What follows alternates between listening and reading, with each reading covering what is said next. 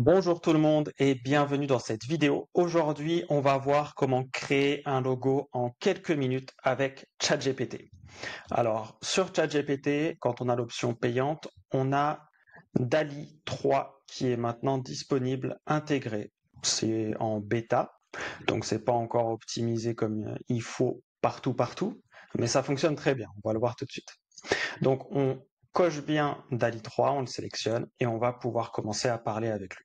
Alors, je lui ai déjà demandé, on a déjà des résultats pour aller plus vite et pour vous montrer directement comment j'ai fait et du coup comment vous pouvez le faire aussi très simplement.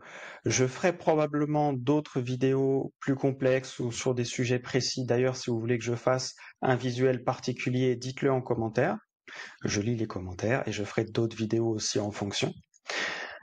Pour commencer, je lui ai dit comment puis-je créer des images avec toi. Donc, pour simplifier, il m'a dit que il fallait que je lui donne les infos. Je pouvais décrire le cadre, les objets, les personnages, les couleurs, le style et tout autre détail que je jugeais important. Bon, pour commencer, je me suis dit, et je vais faire quelque chose de tout simple en lui donnant le moins de détails possible, mais je vais quand même lui donner 2-3 points. Donc, je suis parti sur une idée de créer un logo pour un plombier. Et donc, je lui ai dit, peux-tu me créer un logo pour une entreprise de plomberie? J'aimerais que le rendu soit moderne, haut de gamme et photoréaliste. Donc, je lui ai donné quand même 2-3 infos. Alors, il m'a sorti ces visuels-là. Donc là, on voit que le logo, il est penché. Donc, c'est un peu une vue de créateur de logo qui serait en train de le dessiner ou de le peindre. Et donc, c'est pas du tout ce que je veux. Je veux pas avoir à le retravailler, à remodifier l'angle pour qu'il soit de face, etc. Je veux vraiment ne pas avoir à retoucher l'image du tout. Donc là, je lui ai demandé 2-3 trucs. Je lui ai dit que j'aimais bien le troisième logo. Bon, j'en ai choisi un des 4 qui me plaisait bien. J'aurais pu aussi lui demander de régénérer jusqu'à ce que j'ai des logos qui me plaisent un peu. Là, j'avais un logo qui fonctionnait bien pour l'exemple, je trouve. Donc, je suis parti sur le troisième. Je lui ai dit que le troisième me plaisait bien. Et je lui ai demandé de le mettre droit afin qu'il soit utilisable directement en logo et que je puisse, par exemple, l'ajouter à mon site web si j'étais plombier. Et donc là, il m'a ressorti 4 images. Les 3 premières sont toujours penchées, donc il n'a pas compris. Et la quatrième a un bug. Donc, erreur de chargement, ça arrive. C'est très demandé DALL-E 3 en ce moment que ça arrive qu'il y ait une des images qui bug, c'est pas grave, on peut régénérer. Moi, pour ma part, je me suis dit que j'allais repréciser encore ce que je voulais, histoire qu'ils comprennent encore mieux que je veux quelque chose de droit. Donc, j'ai rajouté un peu d'infos. Je lui ai dit que l'image du logo était penchée et que j'aimerais que le logo soit droit. L'image doit être composée uniquement du logo, parce que là, il y avait pas mal de choses autour, et c'était pas le but. Le but, c'est d'avoir que le logo. Et là, il m'a ressorti 4 images et il y en a une qui correspond à ce que je veux, c'est la première. Elle est droite, il n'y a que le logo dessus. Donc là, je suis content de la première image. Ça m'a demandé, j'allais dire 5 minutes, mais moins de 5 minutes de travail. Et donc là, je lui ai dit de me proposer plus de logos comme le premier qu'il venait de faire, donc comme celui-ci. Parce que celui-là, je l'aime bien. Après, il y a le tuyau qui passe au milieu de la goutte. Donc je pense que en me proposant des logos du même style, je pensais qu'il allait me proposer des choses encore meilleures. Moi, je voulais voir la goutte, des trucs comme ça. Enfin, je trouvais ça plus stylé. Après, je suis pas graphiste. Si vous êtes graphiste, dites-moi ce que vous en pensez en commentaire de tout ça. Ça m'intéresse énormément. Vraiment. Donc là, il a créé d'autres logos. Plutôt sympa. Et donc, je lui ai demandé de régénérer des logos, parce que là, du coup, en un clic, juste en lui demandant de régénérer, il me recréait 4 logos à chaque fois. Bon, j'aurais pu améliorer encore le prompt, donc ce que je lui demande de faire, puisque là, il y en a que 2 qui sont pas penchés sur les 4, donc il y a moyen d'aller chercher et d'optimiser. Maintenant, si vous n'êtes pas un professionnel de l'IA, si vous n'avez pas l'habitude de travailler avec ChatGPT régulièrement, ce que j'aurais fait à votre place, c'est exactement ce que j'ai fait dans cette vidéo, c'est régénérer. J'ai quelques résultats qui tombent bien, je régénère jusqu'à avoir des logos qui me plaisent. Donc là, j'ai fait 5 générations, ça m'a demandé du coup 5 clics sur régénérer, puis après attendre qu'il génère l'image. Ça dure aujourd'hui, où j'ai fait cette vidéo, en moyenne les générations, c'était peut-être une trentaine de secondes pour générer les 4 images, en moyenne. Donc ça va plutôt vite. Donc sur le 4e essai, il y a eu un bug et 3 penchés, donc mauvaise pioche, on va dire ça comme ça. Le 3e essai, pareil, des penchés, comme quoi il galère vraiment là-dessus.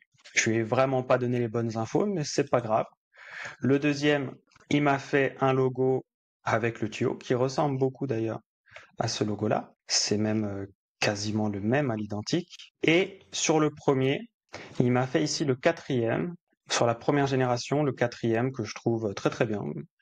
Donc j'ai fait des générations après, mais en fait le quatrième aurait suffi, hein. Et donc là, ça me fait un logo qui est tout à fait exploitable. Et si vous êtes graphiste, bah vous pouvez partir d'un logo comme ça et l'améliorer ou l'adapter à ce que demande un client spécifiquement. Voilà.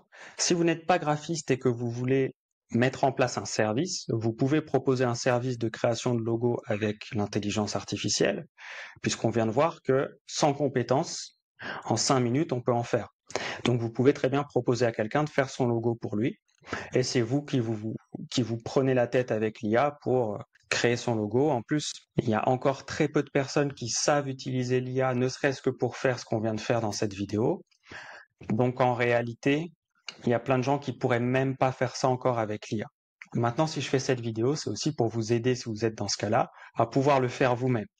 Et donc pouvoir économiser du temps et de l'argent. Parce que là, si j'étais plombier, juste en faisant ça, j'aurais passé moins de temps à parler à ChatGPT et à obtenir mon logo final que de temps que j'aurais passé à expliquer à un graphiste ce que je veux comme logo.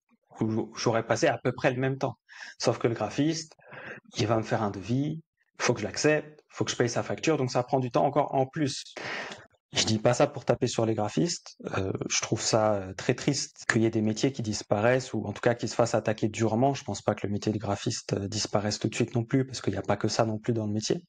Et pour retoucher une image comme ça, bah, si on n'a pas les compétences, peut-être que là on peut appeler un graphiste pour aller encore plus loin que ça. Mais au-delà de ça, il est vrai qu'aujourd'hui on peut faire beaucoup de choses avec l'intelligence artificielle.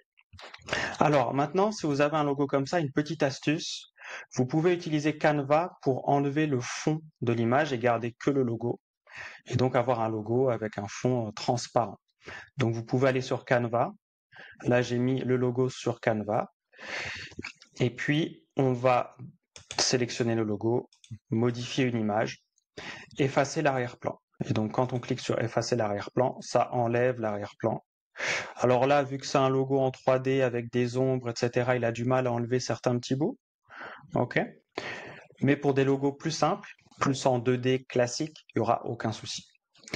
Et donc là, après, si vous voulez garder la transparence et que donc tout le blanc, en fait, se soit remplacé par l'image de fond. Par exemple, si je mets ce logo sur un site qui est tout noir, bah, le fond serait noir au lieu d'être blanc. Sur un site vert, ce serait vert parce que le fond est transparent.